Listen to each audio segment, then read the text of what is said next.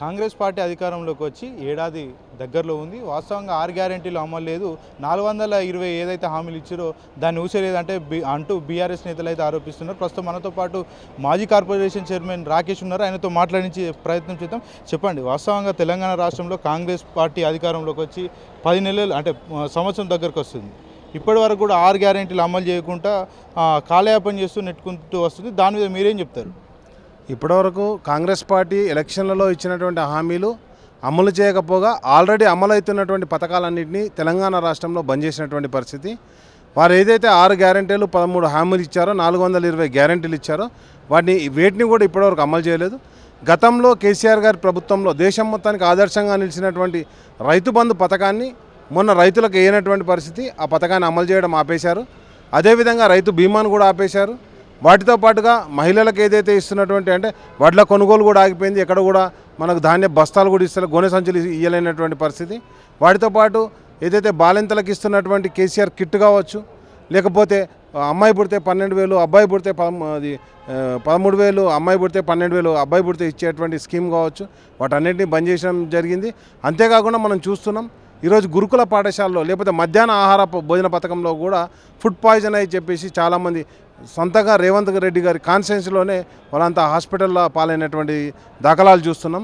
కాబట్టి ఎక్కడికక్కడ పరిపాలన మొత్తం కుంటుపడ్డది. ఈ 1 సంవత్సరం కాలంలోనే హైదరాబాద్ ఆదాయం తగ్గిపోయింది. అదేవిధంగా రాష్ట్రం మొత్తంలో ఉన్నటువంటి రెవెన్యూ ఆదాయం తగ్గిపోయింది. ఇక్కడ ఓన్లీ గ్యారంటీల అమలు అంటే గ్యారంటీల అమలును పక్కన పెట్టి హైడ్రా కూల్చివేతలు, మూసీ నది కూల్చివేతలు, అదేవిధంగా ఏదైతే లగచర్ల లాంటి సంఘటనలు కావచ్చు, లేకపోతే ఈ భువనగిరిలో జరిగినటువంటి 2 విద్యార్థుల మరణం కావచ్చు, ఎక్కడ చూసినా మరణాలు, ఎన్కౌంటర్లు, లేకపోతే ఈ విధ్వంసాలు తప్పితే ఎక్కడ కూడా అభివృద్ధి అనేది ముందడికి పోవడం లేదు. ఇది చాలా దురదృష్టకరమైనటువంటి సిచ్యువేషన్. తెలంగాణ జెట్ స్పీడ్తో ముందు పోతున్నట్టు తెలంగాణను ఒకటేసారి బ్రేక్ వేసినట్టుగా అయిపోయింది కాంగ్రెస్ ప్రభుత్వం వచ్చిన తర్వాత. అదేవిధంగా ఈరోజు కార్పొరేట్ సంస్థలు ఏదైతే అదాని లాంటి కంపెనీలకు 100 కోట్ల చెక్కు తీసుకున్నటువంటి ముఖ్యమంత్రి గారు ఈరోజు ప్రపంచానికి సమాధానం చెప్పుకోవాల్సిన పరిస్థితి, కాంగ్రెస్ పార్టీ కూడా సమాధానం చెప్పుకోవాల్సిన పరిస్థితి. కాబట్టి వీళ్ళు ఏదైతే గ్యారంటీలు అమలు చేస్తున్నారో, మహిళలకు అమలు చేస్తున్న 2,500 కావచ్చు, 4,000 పెన్షన్లు కావచ్చు, లేకపోతే 10 లక్షల ఆరోగ్యశ్రీ కార్డు కావచ్చు, ఏవి కూడా అమలు కావట్లేదు. కాబట్టి మొత్తం కూడా కాంగ్రెస్ ప్రభుత్వం ఈ 10 నెలల కాలంలో మొత్తంగా విఫలమైంది.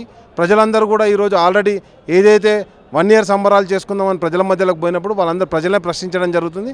కాబట్టి ప్రశ్నించాలనే మనస్తత్వంతో బీఆర్ఎస్ పార్టీ కూడా ప్రజల్ని చైతన్యవంతం చేస్తూ ముందుకు పోవడం జరుగుతుందండి. 6 గ్యారెంటీలను అమలు చేసినాం, తెలంగాణను తీర్చిదిద్దినట్టే మహారాష్ట్రను కూడా తీర్చిదిద్దామని రేవంత్ రెడ్డి మహారాష్ట్ర ఎలక్షన్లో చెప్పడం జరిగింది. దాన్ని మీరు ఎట్లా చూస్తారు? ఒక్కరోజే ఉన్నది, రేపైతే రిజల్ట్ వచ్చేస్తుంది. ఆల్రెడీ కర్ణాటకలో కాంగ్రెస్ ప్రభుత్వం విఫలమైంది, ఇక్కడ కూడా విఫలమైందని స్పష్టంగా తెలిసిపోతుంది. కాబట్టి ప్రజలు మహారాష్ట్రకు ఆనుకున్నటువంటి కర్ణాటక ప్రజలు కావచ్చు, తెలంగాణ ప్రజలు కావచ్చు స్పష్టత ఇవ్వడం జరిగింది. కాబట్టి కాంగ్రెస్ పార్టీ ఇచ్చేటువంటి దొంగ హామీలను ఎక్కడ కూడా నమ్మలేనటువంటి పరిస్థితి. కాబట్టి కాంగ్రెస్ పార్టీ ఈ రాబోయే ఎంపీ ఎలక్షన్లో అదేవిధంగా వాళ్ళు నష్టపోయారు. రాబోయే కాలంలో మహారాష్ట్రలో కావచ్చు, ఇంకా వివిధ రాష్ట్రాల్లో కూడా వాళ్ళు పోటీ చేసిన దగ్గర అందరి దగ్గర ఓడిపోయేటువంటి పరిస్థితి ఉంది. లగచర్లకు సంబంధించి ఏదైతే ఇన్సిడెంట్ ఉందో కావాలనే బీఆర్ఎస్ పార్టీ వాళ్ళను ప్రేరేపించి కలెక్టర్ మీద దాడి చేయించిందని అంటున్నారు. దాన్ని మీరు ఎట్లా చూస్తారు? ఇప్పుడు దాడి చేయించింది, అవన్నీ చేయించింది అంటే నేనేమంటున్నా అంటే పోలీస్ యంత్రాంగం ఇది, హోమ్ మినిస్టరే స్వయంగా ముఖ్యమంత్రి గారు.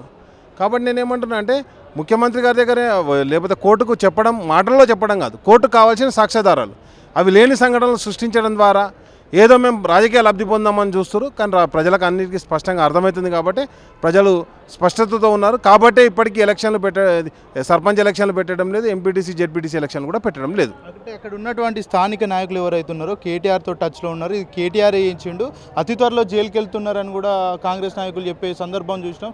దాని మీద మీరు ఎట్లా రియాక్షన్ అయ్యి?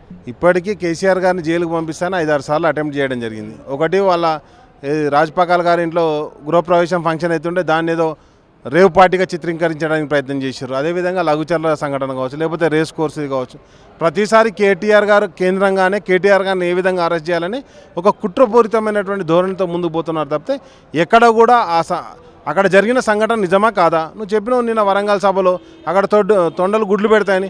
లగ్జర్లకు పోదాంపా, లగ్జర్లో చూద్దాంపా, లగ్జర్లో ప్రజలను ప్రశ్నిస్తాంపా, ప్రజలకు తెలుసు కదా. ప్రశ్న నీ కొడంగల్ కాన్స్టిట్యున్సీ నీ కాన్స్టిట్యున్సీ కదా, వేరే కాడ కాదు కదా. నీ కాన్స్టిట్యున్సీకి పోవడానికి కూడా నువ్వు భయపడుతున్న సిచ్యువేషన్ ఉందంటే మీరు ఏ పరిస్థితిలో ఉన్నారో ప్రజలకు అందరికీ అర్థమవుతుంది. ఉన్నటువంటి దళితులు కావచ్చు, గిరిజనులు కావచ్చు, వాళ్ళకు ఉపాధి అవకాశం కల్పిద్దాం అనుకుంటున్నాం. అక్కడ ఉన్నటువంటి ల్యాండ్ వాల్యూ కూడా పెంచే ప్రయత్నం చేస్తున్నాం. దీనికి కావాలనే బీఆర్ఎస్ పార్టీ తప్పుదోవ పట్టిస్తుందని అక్కడ ఉన్నటువంటి నేతలు అయితే ఆరోపిస్తున్నారు.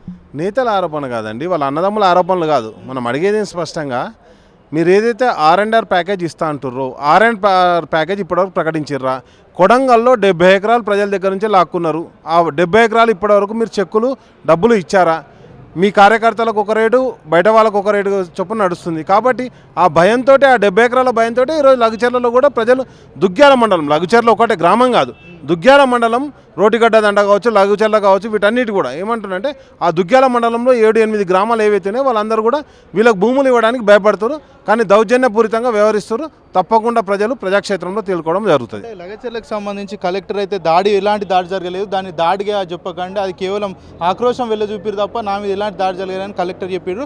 కట్ చేస్తే అర్ధరాత్రి అక్కడ ఉన్నటువంటి లంబాడతాండకు చెందినటువంటి వాసులను అర్ధరాత్రి అన్యాయంగా వాళ్ళను భార్యలను పక్కకు దోచి తీసుకువెళ్ళిన సందర్భం మనం చూసినాం. దీన్ని ఎట్లా కూడా అంటారు, పోలీసులు కూడా ప్రభుత్వానికి తొత్తులాగా పనిచేస్తున్నారు అనుకోవచ్చు.